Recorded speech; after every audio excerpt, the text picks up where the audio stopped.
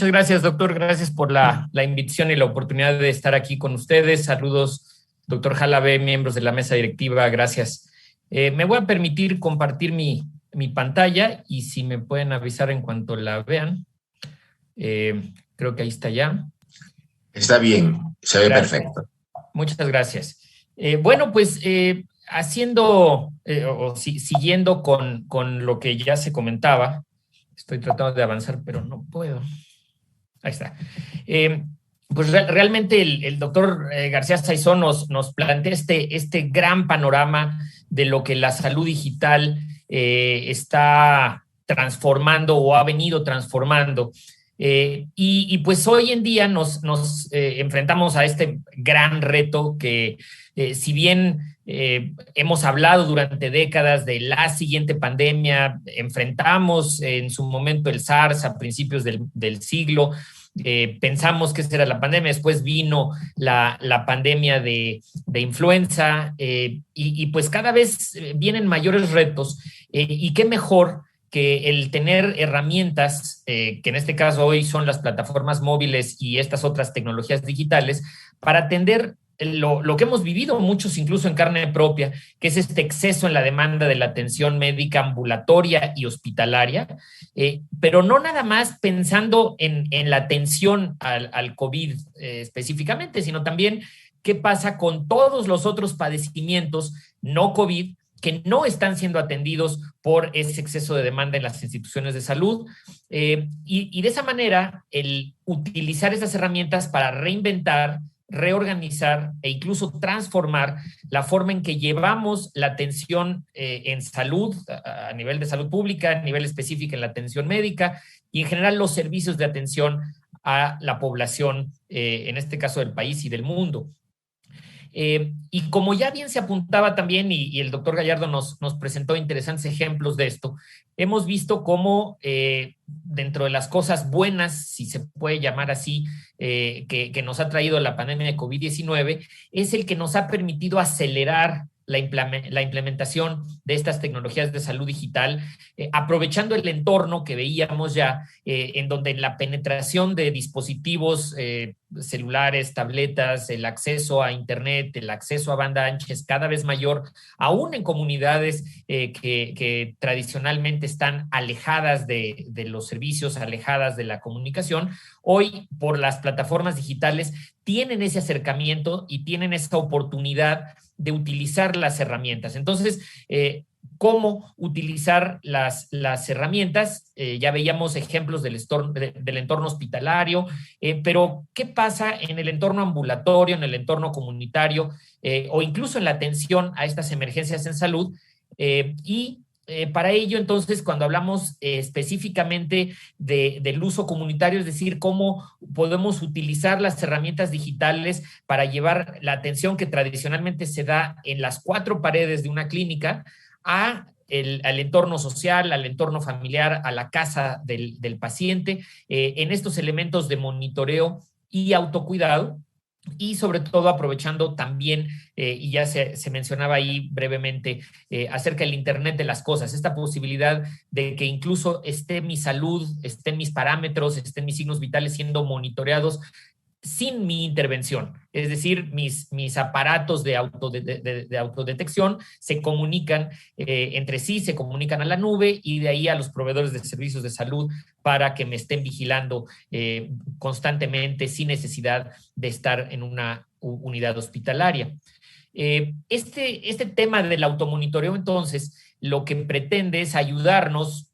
ayudar al servicio de salud, al sistema de salud, a la pronta identificación de signos y síntomas que de manera remota, por un lado, utilizando herramientas de modelaje e inteligencia artificial, nos ayuden a predecir el riesgo de que una persona, por sus antecedentes, por sus condiciones, desarrolle complicaciones y gravedad y pues la complicación máxima de una enfermedad que pudiera ser la muerte. Pero no nada más el seguimiento clínico y la atención y la predicción, sino también el trabajar en esta corresponsabilidad, en la búsqueda de la corresponsabilidad de las personas en la atención de nuestra salud o en el cuidado de nuestra salud. Y para ello, entonces, utilizar estas plataformas móviles para educar a la población sobre el padecimiento o los padecimientos a los que nos enfrentemos, y también cuáles son las medidas de prevención, las medidas de control personales y para los familiares que podemos implementar y de una manera más interactiva y más directa. En conclusión, lo que pretendemos con las plataformas móviles es acercar la población a los servicios de salud, hacer a los servicios de salud más presentes en la cotidianidad de la vida de las personas y, en un caso de emergencia como la pandemia actual, evitar la saturación innecesaria de servicios de salud, porque hay ocasiones en las que una persona realmente puede ser manejada de manera eficaz y exitosa a la distancia y no necesariamente se tiene que exponer a los riesgos de salir a la calle o ir a un servicio de salud. De allí que quiero en los siguientes minutos presentarles esta experiencia en el uso de una herramienta de automonitoreo que fue desarrollada en Fundación Carlos Slim ante el reto de enfrentarnos hace año y algunos meses a una situación inédita en donde teníamos la responsabilidad del cuidado de la salud de cerca de 200,000 empleados del Grupo Carso en todo el país y de sus familias. Y que sobre todo en un escenario de trabajo a distancia, en donde no íbamos a poder las empresas, las áreas de recursos humanos estar cerca del personal, pues cómo poder hacer un monitoreo a distancia y el poder estar acercando atención, ayuda, servicios a ese grupo tan importante de personas, algunas de las cuales iban a poder estar en su casa haciendo trabajo a distancia y otras, por pertenecer a sectores esenciales de la población, iban a tener que estar presencialmente en la operación. Es así como se creó esta plataforma que permite el registro diario del estado de salud y a partir de ello la creación automatizada de un perfil clínico individual de las personas, el determinar con base en los antecedentes. Ahorita vamos a ver algunas de las variables que se ingresan en el sistema, pero para determinar cuál es el riesgo basal de complicaciones y gravedad. Hay que entender y hay que posicionarnos que no estamos hablando de junio de 2021, estamos hablando de febrero, marzo de 2020, en donde no sabíamos realmente cuáles eran los riesgos o los factores de riesgo para complicaciones y gravedad de COVID-19. Todavía había muchas dudas, entonces tenía que ser un sistema muy dinámico que permitiera ir incluyendo los aprendizajes y las adaptaciones que se fueran requiriendo conforme el conocimiento de la enfermedad fuera avanzando. Así, el algoritmo, un algoritmo que está aprendiendo constantemente para poder identificar los cuadros compatibles, que en un principio hablábamos de cuadros respiratorios altos, después pues realmente se abrió el abanico total y un dolor lumbar o un cuadro diarreico podría entrar a la compatibilidad del cuadro. Y a partir entonces de la suma de este riesgo basal con la presencia de sintomatología compatible, hacer recomendaciones de medidas de respuesta personalizadas, y ahorita profundizaré un poco más en ello. Además, información general y medidas de prevención y control, y por supuesto una aplicación que fuera accesible a todos y con todas las características de sistemas operativos, Android, iOS, o tanto por una app para dispositivos móviles como a través de una plataforma web que pueda accederse por una computadora. De esa manera, de cada uno de los empleados se recolectan datos personales y de identificación, somatometría y antecedentes patológicos, los datos de la empresa y sus actividades, porque hay giros tan distintos como una persona que trabaja sirviendo en un restaurante o personas que trabajan en los ductos de una mina o en una plataforma petrolera o en una obra, en una carretera. Entonces era muy importante poder perfilar estas actividades y Entonces, las personas tienen que ir registrando diariamente la presencia o ausencia de síntomas y qué síntomas son los que van presentando, si la persona está en aislamiento o cuarentena, desde cuándo y por qué motivo, y las condiciones del entorno familiar, del entorno social e incluso del medio de transporte que utilizan para dirigirse a su trabajo en el caso de que tengan actividad presencial. De esa manera, pudimos ir clasificando a las personas en niveles de riesgo con esta suma de comorbilidades, edad, presencia de síntomas y algunas otras variables que ya mencioné. Y de esa manera teníamos entonces una especie de semáforo en donde podríamos hablar que una persona podría tener un riesgo basal bajo, es decir, ser menor de 50 años, no tener una comorbilidad y no tener síntomas de COVID-19. Y entonces ahí venía una recomendación específica que es simplemente estar registrándose diariamente, una especie de check-in para saber que la persona estaba bien y estaba en condiciones adecuadas en su trabajo o en su casa. Después tenemos un riesgo basal bajo con riesgo leve. Son personas que ya presentaban algún síntoma leve, pero que no tenían factores de riesgo para complejidad. Y ahí, entonces, las recomendaciones, claro, aquí está resumido, pero era qué era lo que las personas tenían que estar vigilando para evitar una complicación innecesaria. En el semáforo amarillo ya es un riesgo basal bajo, pero con riesgo moderado, es decir, ya su sintomatología era de mayor gravedad. Y finalmente el riesgo grave, en donde ya teníamos síntomas en donde estábamos viendo desaturación de oxígeno o alguna otra presencia de síntomas o signos que pudieran indicar una progresión hacia un cuadro grave. Y también podríamos tener un riesgo basal intermedio, que es una persona con comorbilidades menor de 50 años o mayor de 50 años sin comorbilidades, y un riesgo basal alto, que es una persona con más de 50 años de edad y además con una o más comorbilidades. De esa manera, entonces, la persona al momento de registrar cotidianamente sus síntomas más su riesgo basal, recibí estos mensajes de acude inmediatamente a urgencias o mídete la saturación de oxígeno, y se ve así, ¿no? Me llega a mi celular, hay un teléfono al que me puedo comunicar 24/7 y de esa manera recibir la atención inmediata y evitar el riesgo de que una persona se complique y fallezca por falta de atención oportuna.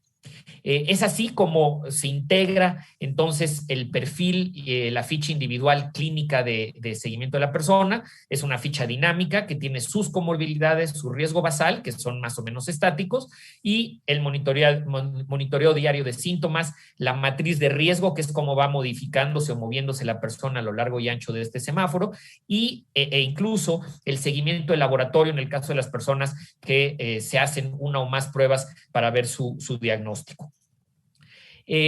Decíamos también que además de la información que recibe la persona y que dispara acciones,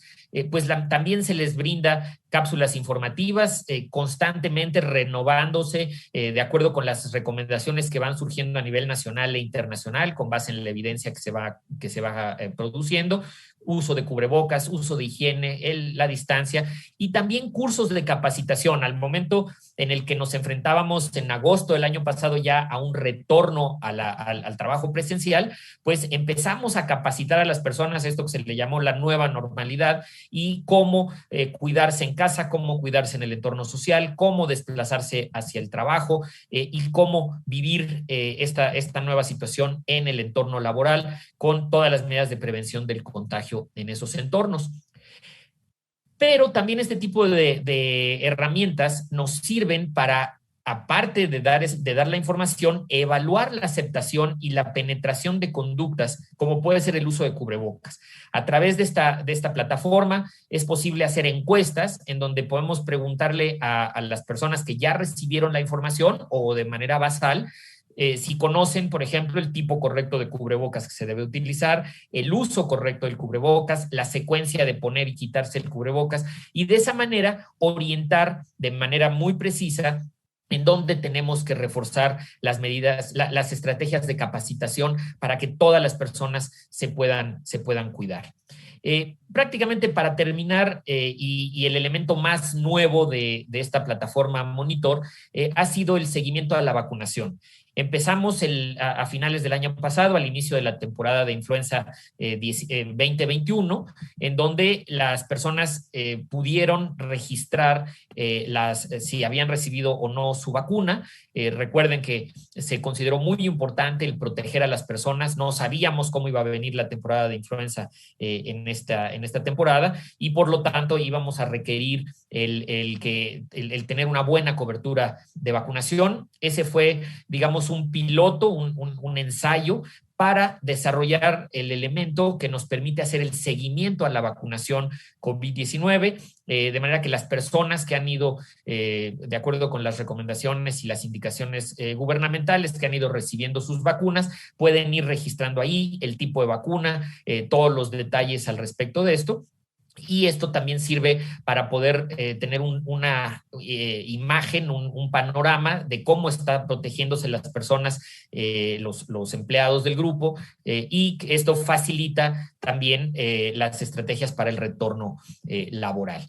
De manera que, a manera de comentarios finales, quisiera yo dejarlos con estos 4 puntos. Ya lo comentábamos, lo hemos comentado en las 3 presentaciones. Esta pandemia COVID-19 ha fomentado este proceso que venía desarrollándose y ha madurado y ha permitido una rápida implantación de soluciones en salud a distancia que fueron necesarias ante las restricciones que se establecieron, y el uso de estas plataformas digitales en el automonitoreo, lo que nos ha permitido es llevar respuestas inmediatas a las personas que lo requieren de acuerdo con sus condiciones de salud, tanto antecedentes como la situación reinante en el momento, con los síntomas que están presentando, y de esa manera facilitar recomendaciones y atención oportuna para prevenir gravedad y muerte. También ha sido muy útil, y ya por ahí el doctor Gallardo nos da un esbozo de lo que es la estrategia de Mido COVID, que nos permite atender enfermedades crónicas también utilizando plataformas digitales, y de esta manera entonces mantener la atención de necesidades de salud preexistentes y no dejarlas de lado por causa de la emergencia. Y finalmente, recordar que estas herramientas de salud están siendo muy útiles para fomentar el aprendizaje, el autocuidado y la corresponsabilidad en la atención a la salud de las personas. Es así como termino esta intervención. Les agradezco mucho su atención y estaré, por supuesto, atento a sus preguntas y comentarios. Muchas gracias. Miguel, muchas gracias. Le agradezco al doctor Betancourt, y creo que en síntesis podemos decir que antes de la pandemia, una gran parte de la ciudadanía pues veía en su teléfono celular el canal para tener noticias, ver el seguimiento de su equipo favorito, etcétera, música, etcétera, querramos. Y sin duda hoy la salud y el requerimiento de mantenerse informado y en seguimiento ha sido un gran acercamiento que nos va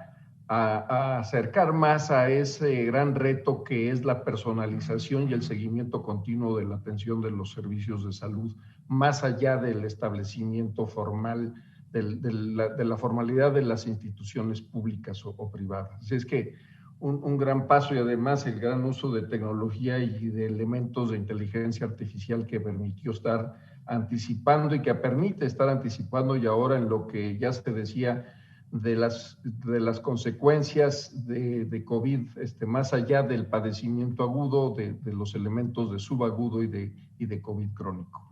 Y bueno, para cerrar, tenemos la grabación que nos hizo favor de preparar el doctor Germán Fajardo Dolci para justamente hablar de un elemento que ya el doctor García Saizó hablaba, que dentro de ese grupo de áreas importantes en este ecosistema de la salud digital, que es la formación de recursos humanos y cómo se ha usado la tecnología para favorecer tanto la formación como la capacitación continua. Y le agradeceré al equipo de la academia si nos puede colocar el video. Muchas gracias.